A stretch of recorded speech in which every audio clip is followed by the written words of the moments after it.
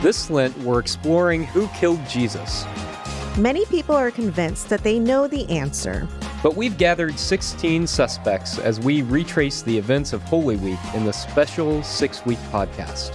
With your help, we'll discover who really killed Jesus. This podcast is a production of progressivechristianity.org and University Christian Church, San Diego. I'm Caleb Lines. And I'm Marshela Salgado. This is Who Killed Jesus? A True Crime Podcast, Episode 2, Holy Monday.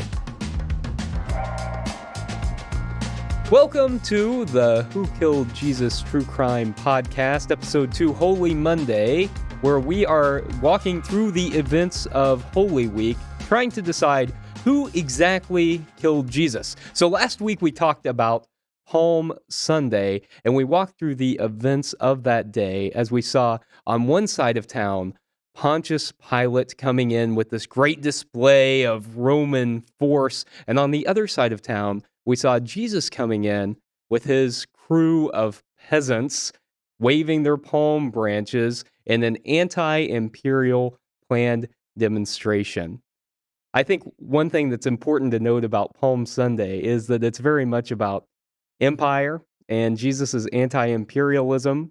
And it's also something that didn't just happen one time, but happens all the time, that every day is Palm Sunday, that each day we get to make a choice about whether we join the parades of power and imperialism, the Roman parade, or whether we join the Jesus March, the parade of anti-imperialism, of peace through justice.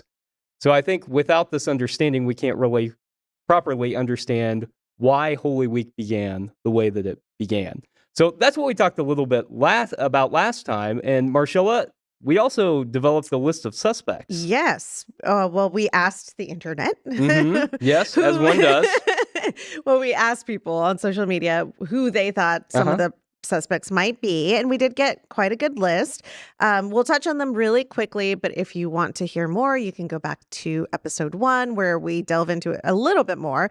But we have, first of all, the Roman Empire. We have Pilate, the Sanhedrin, Jews, Sadducees, Pharisees, original sin, God, one of my favorites, Republican Party, and you threw in also just U.S. politics in general. Right. My personal sin, not just Marshela, but your personal sin as well. Mine? What? I know. So our personal sin, okay. My other favorite, Courtney Love. Courtney did it. Judas, greed, disciples, Caiaphas, and the Roman Empire. So those were the suspects that were thrown out initially. I hear you might have a few new ones that people added. Oh, that's true. Yes. After last week, some folks added some other suspects. And so we kind of started to narrow it down last week a little bit. We talked about the Roman Empire. Roman Empire and, well, Pilate. Pilate, of course. Emerged as a suspect. And then the one that really that hit me was Caiaphas, not somebody that I had really, I don't go around thinking about Caiaphas every day. Why not? But I know, very obscure person in the Bible. But Caiaphas emerged also. So those were, I think, the top 3. We talked about the Roman Empire, the Roman Emperor Tiberius a little bit too, but I think you're right that those are the top 3. And someone suggested, okay, but what about Herod Antipas? So Herod Antipas was the Roman tetrarch, or the tetrarch of the Jewish people, and he was controlling a portion of the land where Jesus was, including Galilee. And so this was not Herod, who we find in the birth narratives. That's Herod the Great. It's his son.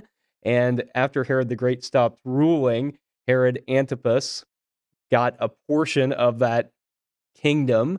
And he wasn't really King Herod. He was a tetrarch, but he did have some power. And at least one of the Gospels, the Gospel of Luke, talks about a possible role in Jesus's death. And certainly Herod Antipas is responsible for the beheading of John the Baptist, because John the Baptist criticized his marriage. Yeah. Whoever threw that out knows their Bible facts. That's I right. just have to say. That's right. So that was a great one. I like that. We should probably add Herod Antipas to our murder board. He is Nice. listed in one of the Gospels as participating in Jesus's crucifixion. Okay. And two other responses I got were no one killed Jesus No one killed Jesus. What? I don't. I guess I don't get it. because he Like, died. And so the thought was no one killed Jesus because he's still alive, because his presence, I his spirit is still with us. I like that. Okay. I like You like that. that? I mean, yeah. I mean, it depends on which way you look at it, but that is very creative. Right. And not historical, Right. but a theological statement. Mm-hmm. And so another one was human frailty killed Okay. Jesus. Okay. That it was because humans didn't have the wherewithal to stand up on behalf of Jesus. They were complicit in it, so human Okay. frailty. So those were Okay. two other responses, two other suspects we got in addition to Herod Antipas. So Okay. we've got a good list of suspects, Marshall. That's We a do. lot, especially when a lot of people will just name one and they'll say Right. it as if they're very convinced of that they possess the whole truth about it all. Yeah. So I'm curious, do you have any favorite suspects of any of the ones we've talked about so far? Well, yeah, Courtney Love. Courtney Love. Courtney Love Yeah. will always be my favorite. Yes. Yeah. But And how do you think she did it? and how? Yeah, I don't know. Was it the cross? Was she working behind the scenes? How did she do it? She did it with a note, and I don't know. No. I do like the Courtney. I mean, that's just to keep my own conspiracy theories going strong. No, but really, the Roman Empire. I mean, because that's what I fall back on. But with 16 suspects, I think there's. I don't know. It's hard to choose from. There's a few Okay. that have popped up that Yeah. I hadn't really thought about. I Yeah. hadn't considered. But I think the Roman Empire is one, Mhm. and I'm curious to know more. I think Caiaphas stirred up some ideas in my brain about just the Jewish like hierarchy, like who the Jewish leaders Mhm. and their collusion and they're working with Rome. Like, what is that, or is that really how it worked, or I don't know. So it just left me with questions. But I'm curious. So I think the Roman Empire and Caiaphas. How about you? The Roman Empire and Caiaphas. You know, one thing that I think I'm leaning towards multiple suspects. Like Mm. it's like an Agatha Christie novel, where you think there's Yes. one person who's going to be Mhm. responsible, and as it turns out, it's a whole bunch of them Right. secretly Right.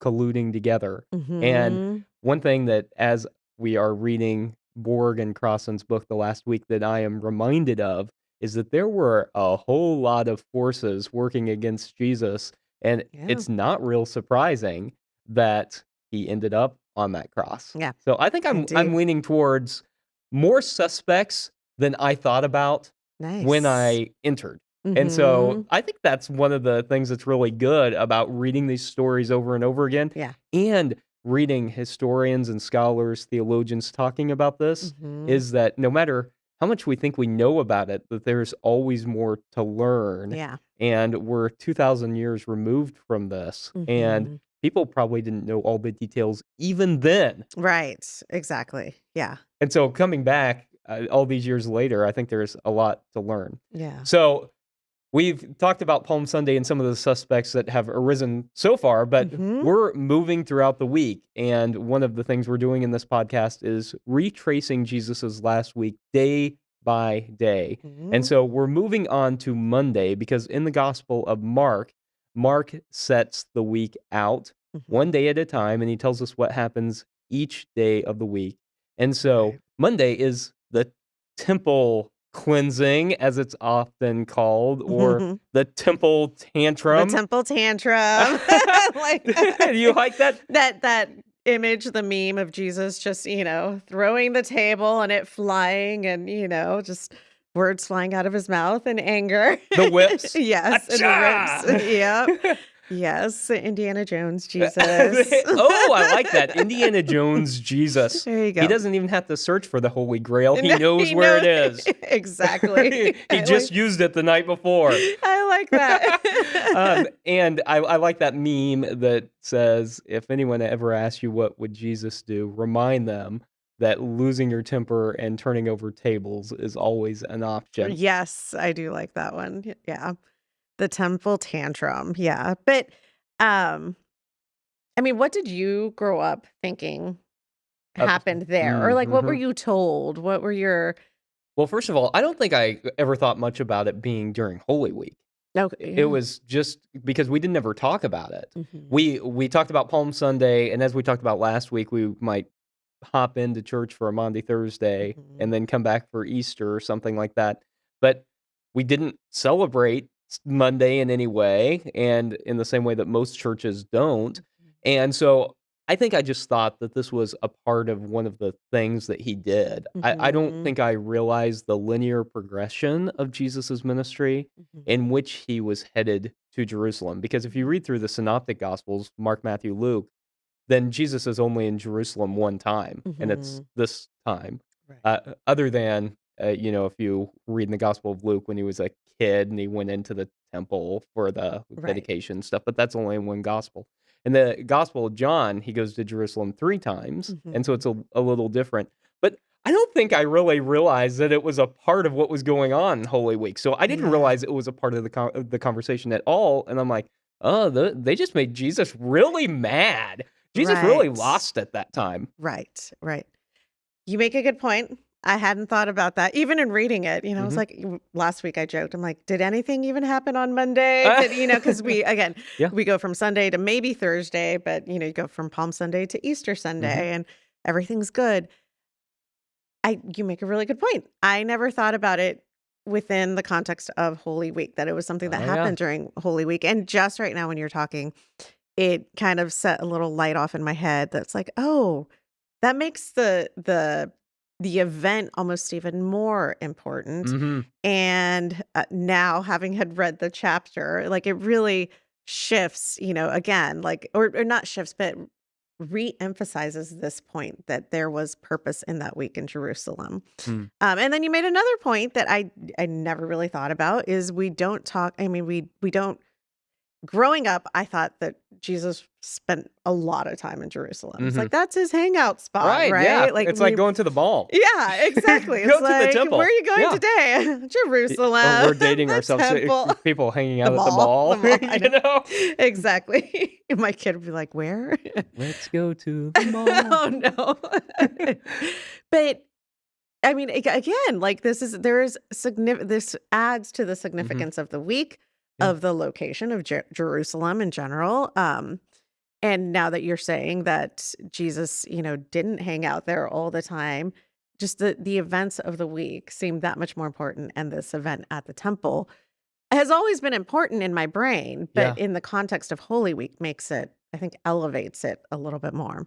I also think I thought that whenever Jesus went and overturned the money changer table, that, like, everyone thought, "Okay, well, you shouldn't be taking money in church, in a religious Hmm. institution," right? Hmm. That they were exploiting people or something, trying to take their Right. money, and I don't that's not really what it was at all, as we'll talk about in a few minutes, and I also pictured, I think, just, like, a couple of tables in, like, a church lobby. Mhm. That's Right. like that was my Yes. experience of religious institutions, right? And Yeah. so I grew up in this rural church, and we had a little lobby as you were entering, and there was, like, a table there, Mhm. and so that was my mental image, was somebody just sitting out there at Yeah. a table and Jesus just turning it over, which also wasn't really very accurate. Yeah. Yeah. But I think those are the images that we were told and kind of Mhm. given. I mean, I'm sure I feel like there was a sermon or something in there, or at least storytelling Yeah. about what happened in the temple. And so that was the kind of the narrative I was given. Like people were selling things there and Jesus didn't like that they were taking Mm. advantage of people or selling, or Yeah. even that they were selling little animals for sacrifice. He Right. didn't like that, so Because he was the because sacrifice. yes, That's because he was the the sermon ultimate we get. Yeah. exactly. So that really I think, I mean, I knew this and I studied this at one point, but Yeah. again, it's easy to fall back on ideas that I grew up with Yeah. sometimes more than what I've learned is historically accurate Yeah. or even prophetically accurate, Yeah. like this combination of, prophecy and history and just like Jesus knew what he was doing. I didn't get that story though. I got a very different just what was happening. The narrative doesn't fit with what I'm learning here, but Yeah. I think that's important, Marcella, is, we call that embedded theology, the mhm. theology that we learn when we're young.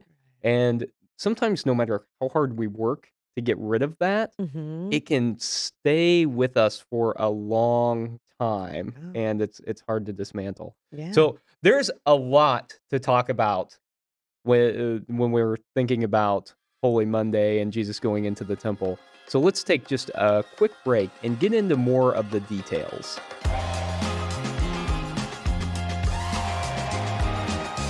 Who Killed Jesus? A true crime podcast is a special 6-week exploration of who really killed Jesus and why.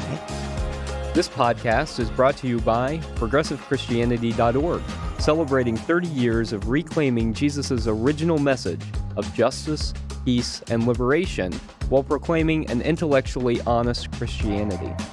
And University Christian Church, San Diego, an authentic, inclusive, and progressive congregation in the heart of San Diego's Hillcrest neighborhood that declares God's love for all people.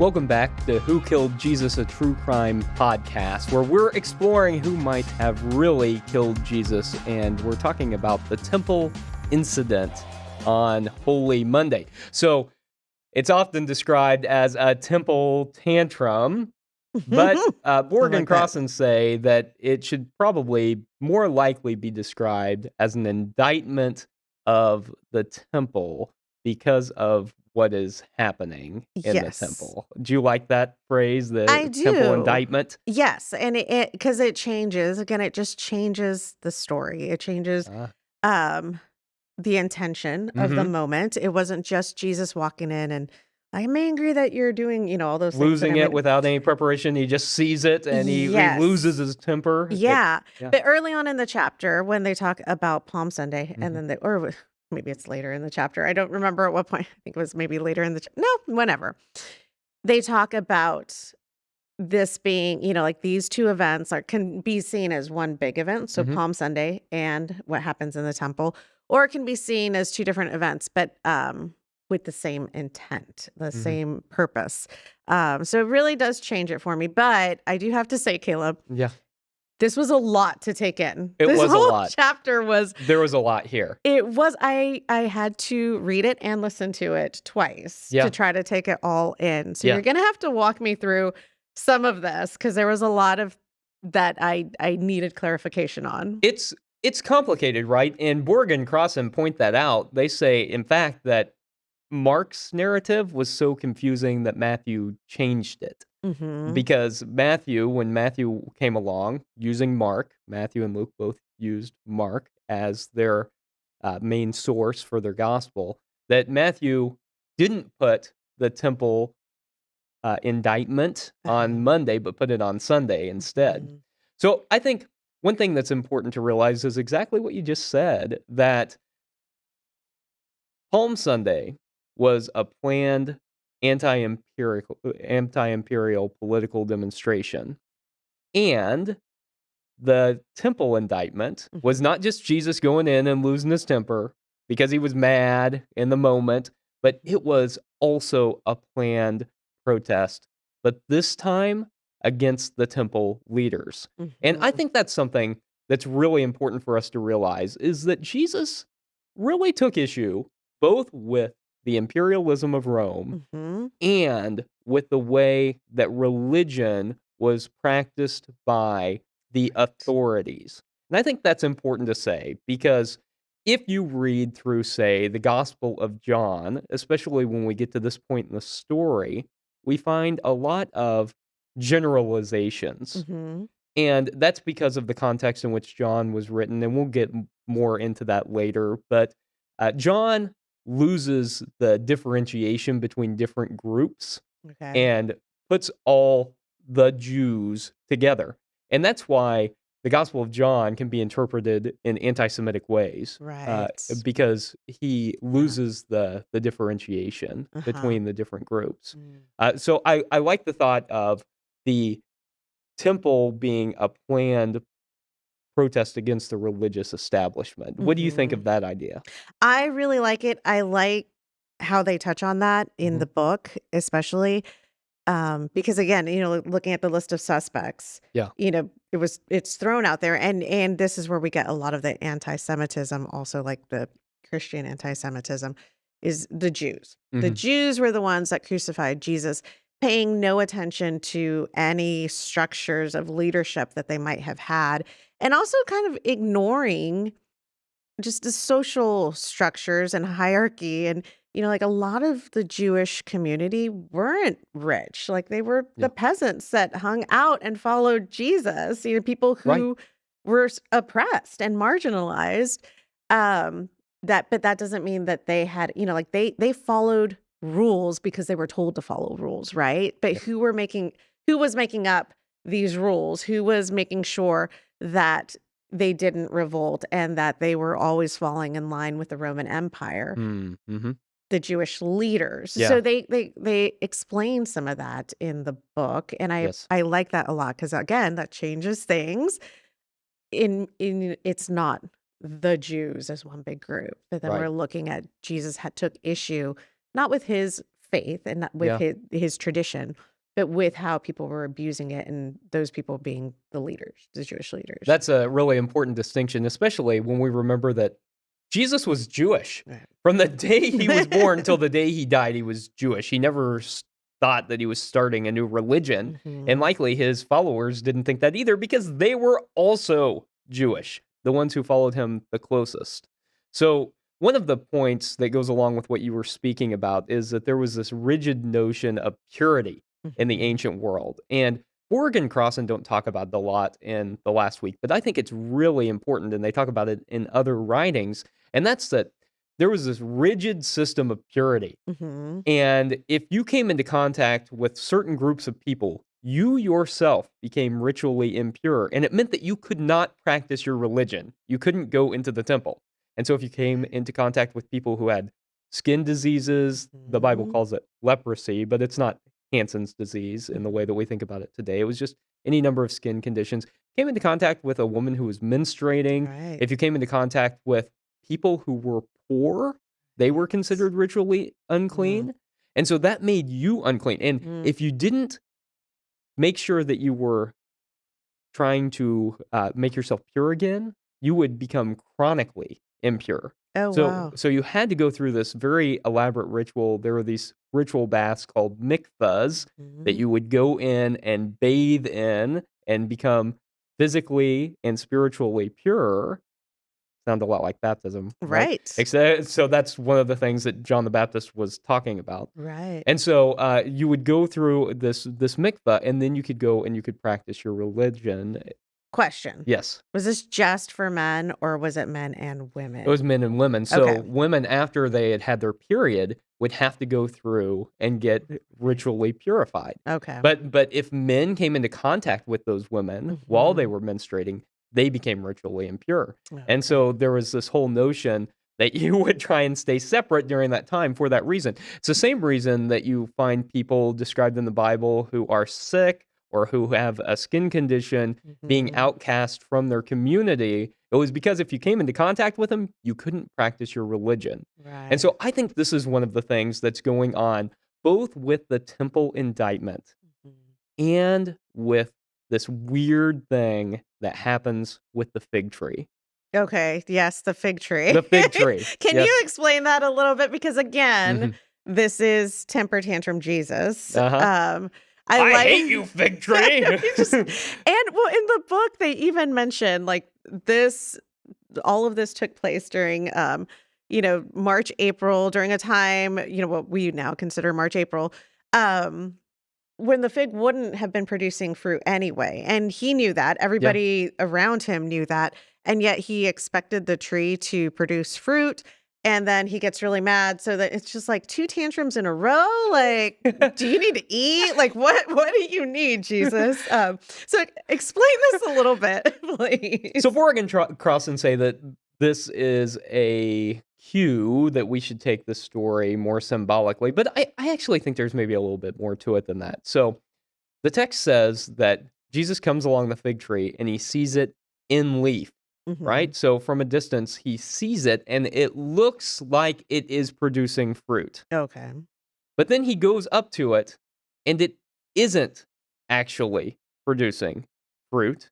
And so he condemns it, right? And the weird thing, you'll never produce fruit again. He's so mean. It's so mean, Jesus. So the fig tree isn't actually a fig tree. The fig tree is a religious establishment, right? Where it looks like it is producing fruit. It has all the exterior signs that it is producing fruit, but it's not. And so that's the indictment of the purity system that Jesus is giving. It has all the external signs that it is going to help you connect to God, has all the external signs of religiosity, and yet it's inauthentic. And yet it doesn't actually help people to connect with God. And so he talks over and over again about like the people who just stand up praying, who make a big show of their faith and yet don't actually have their faith. That's the indictment of the purity system that he's giving. And I don't know, Marshela, I bet if we put our minds to it, we might be able to draw some parallels between that and maybe the U.S. politics version of events today and on our murder board? Yeah, I think so. I think it sounds vaguely familiar. Churches claiming a lot of stuff, but producing fruit, but not really producing fruit, and false religiosity. Yeah. I think so. I think that would be. I mean, again, well, first of all, I'm a little bit surprised. I'm like, are you saying this is simply symbolism? Are you saying this maybe didn't happen? It's a story that Mark wrote, because again, growing up, I was led to believe, once again, I need to clarify, not by my family, but by the church I went to, that all of these stories, like this is what happened. These are these aren't stories. These are like actual like historical documents of Jesus's life. But in reading the book and in talking to you and just, like obviously in my studies, but especially going back to the book, it's like these are symbols, these are stories. Yes, and I would maybe draw a distinction here. I would say that all the stuff about the fig tree is symbolism. I think that there very likely was a temple demonstration. I don't think that it was likely to the degree that we often think about, but I think that there was at least a minor disturbance at the temple, some kind of a protest. It might have gone mostly unnoticed in the same way that the Palm Sunday parade went mostly unnoticed, because it was taking place in this place called the courtyard, the court of Gentiles. And it was this 24-acre outer court. So even if Jesus had all of his disciples involved, there wasn't really a way to shut that down. Right. I did like that very much. And Borg and Crossan do mention like the Vietnam War, when some of the protesters would go in and, throw blood on draft papers or draft letters or but those symbolic acts. So, and people, as we're engaging in activism, a big question that sometimes I received like in my 20s when I was a lot more active too was like, what's the point of that? Why, like, you're not going to stop anything from happening. And the point is it's symbolic. Like we know that this isn't but maybe we'll get somebody's attention. And we're making a statement. We're making a statement against, the systems of power. And the fact that that's what he was doing, like he didn't shut the whole temple down. It's not like all of a sudden every single table was overturned and we can't do business today. Like we're closing the temple down. Thank you, Jesus. It really was more of a, for him, it was something that was important. And he was making a point, right? For the people who did notice. I liked that. I liked hearing that. And I liked activist Jesus, I like that. That's much better than temper tantrum Jesus, activist Jesus. Yeah, I like that. And so they come out of the temple and then they see the fig tree has died. And that is also symbolic, right? They're probably wasn't this fig tree, but it's the author giving us narrative about this, Mhm. interpretation of this, that Jesus had then cast judgment on the temple authorities. Mm. And so a couple of Right. groups from our suspect list to lift up at this point, I think, are both the Pharisees, who really became strict about purity laws, Mhm. and the Sadducees, who were priests closely associated with the temple. Mhm. And so I think both of these people have a role in the things that we were just talking about. But there's another element that Borg and Crossan spend most of their chapter talking about, which is not just this purity system, because they don't go into that in the same detail that we just did, but Mhm. they talk about the collusion of the Right. temple leaders, in this case, Sadducees and high priest Mhm. Caiaphas, right, with the Roman Empire. And they talk about Jesus's phrase, a den of robbers. I loved that. I Mhm. love so growing up again, Yeah. my understanding of a den of robbers was you're sitting here in the temple, you're stealing money from these good people who just Mhm. want to, have do practice their religion, practice sacrifice, practice whatever, and you're selling things, like you're stealing from it. That's not what most likely was meant in a den of robbers. Yeah. So the way that they explain what a Mhm. den of robbers is, I loved it. Can you explain it? Because you explain so much better So than it's I from do. Jeremiah, and there's a phrase also from Isaiah, and Borg and Crossan point out to the fact that probably it's more likely that the quote from Jeremiah, "Den of robbers" piece is more likely historical. And so the Mhm. den is a place where you go to hide away. And so Yeah. you've got these colluders with Rome who are oppressing their people, who are stealing their money, Mhm. right? Who are actively oppressing the people, who are hiding away in the temple, like a Mhm. den, like foxes in the den. Mhm. And in that case, Jesus is saying that people are using their religiosity to disguise what they're doing as they hide away. And Right. I think ultimately, when we get right down to it, that's what Holy Monday is about. It's Mm. about condemning false religiosity. Right. It's an indictment of the religious leaders. Again, Mhm. not Jews in general, the religious leaders of his day who were imposing purity system, who were hurting the people that they were supposed to be standing up for. So again, Sadducees, Pharisees, but this reminds me again of US politics Mhm. and what's happening in a lot of churches where out on the outside, that's where the stealing, the hurting, the all this stuff that they're doing, and then you come to church on Sunday Yeah. and the den of robbers is filled, and, we're just patting each other on the back Yeah. and doing, like, that's your place of hiding. That's your place of just trying to pretend that you're not doing what you're doing. Mm. Um, I don't know, it really hit. It really I hit think that you're right. it hit, yeah. The religious right in particular, right? That Mhm. they're gonna control women's bodies, that they're not going to welcome the stranger, that they're going to condemn, people who are at the border or people who are crossing the border because they have no choice, that they're going to condemn LGBTQIA+ plus people, that they are Mhm. not going to care for those who are the most in need, even though these are commands that are given over and over again in the Bible, that we're supposed to love our neighbor, that we're supposed to take care of the vulnerable, and yet they hide behind this religiosity. They Right. come to church where they can sing nice hymns with nice people and Yeah. only do that on Sunday morning and then lead the rest of their lives as if Yeah. they're not Jesus followers, Yeah. because they're not. Yeah. And No. so I think that Holy Monday is all about condemning exactly that.